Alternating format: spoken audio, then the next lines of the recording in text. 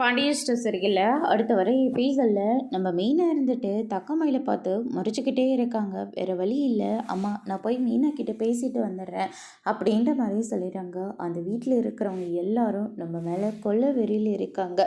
இத்தனை வருஷமாக எதிரியாக பார்த்தவங்க கூட இன்றைக்கி அவங்க குடும்பத்துக்கு சப்போர்ட் பண்ணி பேசிக்கிட்டு இருக்காங்க.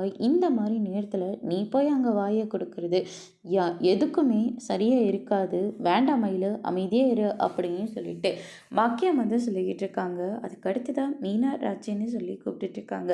நீங்களாவது என் பக்கம் பேசியிருக்கலாம் இல்லையே அப்படின்ற மாதிரி சொல்லிடுறாங்க. அது எப்படி உங்கள் பக்கம் பேச முடியும்? செய்கிற தப்பு எல்லாத்தையும் நீங்கள் செஞ்சுட்டு மனசாட்சி இல்லாமல் கேஸ் கொடுத்து வச்சுருக்கீங்க. இதில் நாங்கள் வேறு உங்களுக்கு சாதகமாக பொய் சாட்சி வேற சொல்லணுமா அப்படின்ற மாதிரி சொல்லிடுறாங்க. இதை கேட்டு தங்கமயில் இருந்துட்டு ரொம்பவே ஃபீல் பண்ணிகிட்டு இருக்காங்க. சரி, நீங்கள் யாரும் எந்த ஒரு உதவியும் செய்ய வேண்டாம்.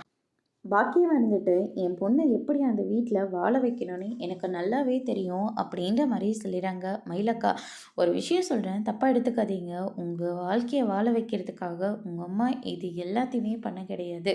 உங்களை இந்த வீட்டோட அடியோட வெட்டி விடுறதுக்காக தான் உங்கள் அம்மா இந்த மாதிரி வேலையெல்லாம் பார்த்துட்ருக்காங்க அப்படின்னு சொல்லிட்டு மீனை சொல்லிடுறாங்க. இதை கேட்டோன்னே பாக்கியம் மாணிக்கம் நம்ம தங்கமயில இருந்துட்டு எல்லாருமே ஷாக் ஆகுறாங்க. உண்மையை தான் சொல்கிறோம்.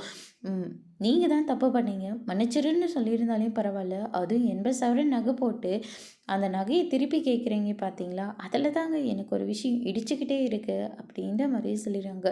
இதை கேட்ட பாக்கியம் இருந்துட்டு என்னடா இவ நம்மளோடைய பிளானை தெரிஞ்சுக்கிட்டா போல இருக்கேன்னு சொல்லிட்டு நம்ம பாக்கியம் ஒரு பக்கம் பயந்து போயிருக்காங்க. அதோட பிரம்ம முடிச்சிருக்காங்க.